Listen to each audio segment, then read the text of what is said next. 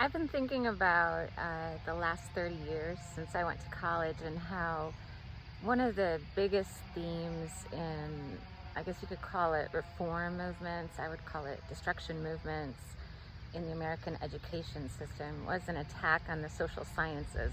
Like, nothing stupider than a sociology degree.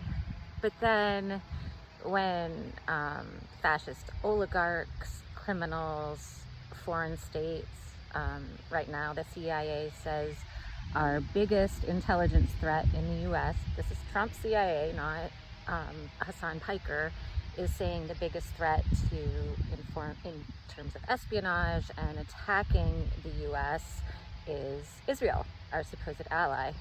And one of the things I've been thinking about is how, bad actors, whether they're criminals, child sex abusers, they always manipulate social sciences to corrupt our systems.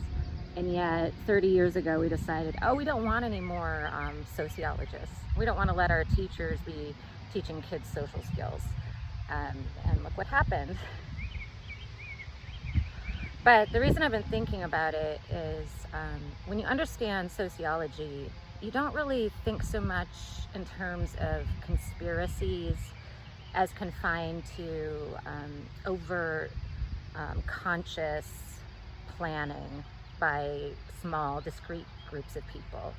There's also certain muscle memories that kick in. I mean, the biggest obvious example would be something like racism, where you can plan on a certain segment, the stupid, maimed segment of the population, being activated by racism, taught to them by grandparents and depraved people from other generations and depraved neighbors, and just something that works for them because they're bad inside. They're bad people. We used to say that. We don't say that anymore. But when you're a victim of corruption, and unfortunately the people who've corrupted me wear blue, it's the Illinois Democratic Party. They didn't corrupt me, they harmed me with their corruption.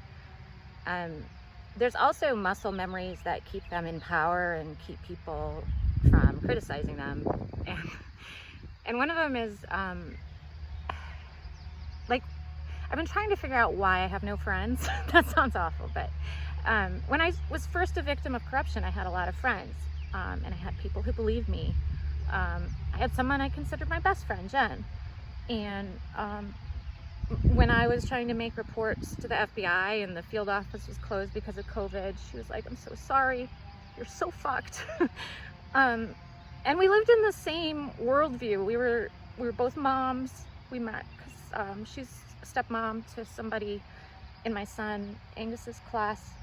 When I was starting my divorce, there weren't a lot of divorced moms, and she was a stepmom, and we're both progressive. For us, at our stage of life, 40s or approaching 40, that meant a lot about service. She was actually raised conservative and Christian in Iowa, so probably a background very similar to my hometown, but she had married a Catholic man who's very progressive. All their funds were PACS funds, very generous, service-oriented people. She works with, she just is very generous in her work and her service, and her husband was my son's doctor. So that's partly always, we had a certain limit because we knew that her husband might have to testify in the divorce case. So there were certain limits to the whole family getting together because we couldn't have Angus hanging out with his doctor. But then I look at everything that's happened now, and I don't understand why Jen and others just dropped me. I mean, I can imagine ways, I can imagine like my coworkers, I can imagine investment bankers thinking, that bitch went crazy, I remember her, and moving on. But somebody who is charitable, like if she thinks I'm totally insane, maybe she should talk to me about getting help. I don't think I'm totally insane, or if she thinks I'm malicious and harming people, she should tell me what I'm doing wrong. But that's what I mean about muscle memory, because I shouldn't have singled her out. I guess I'm feeling petty because I'm a white woman. That's how we roll. And I wasn't socialized to express anger directly. It comes out sideways.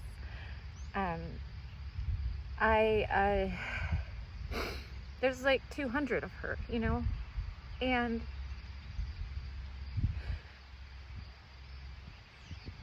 if I'm not who I used to be, I wish somebody would tell me what I did wrong, because I don't understand, other than, you know, the state of Michigan said that because I said there was a man on the side of the road that I should spend 7 months incarcerated. And then as soon as I was declared legally competent, I was able to hire a new attorney. And then she found that there was a man on the side of the road. And since there was never any other evidence of psychosis, I was cured.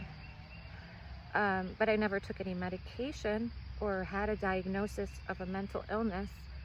So that's the other weird thing, is people think I could do something like get benefits. Like, how could I apply for Social Security if I've never been diagnosed with a mental illness and I'm not undergoing any treatment? How is the mental illness keeping me from working? It's not. Judicial corruption is keeping me from accessing any funds I earn.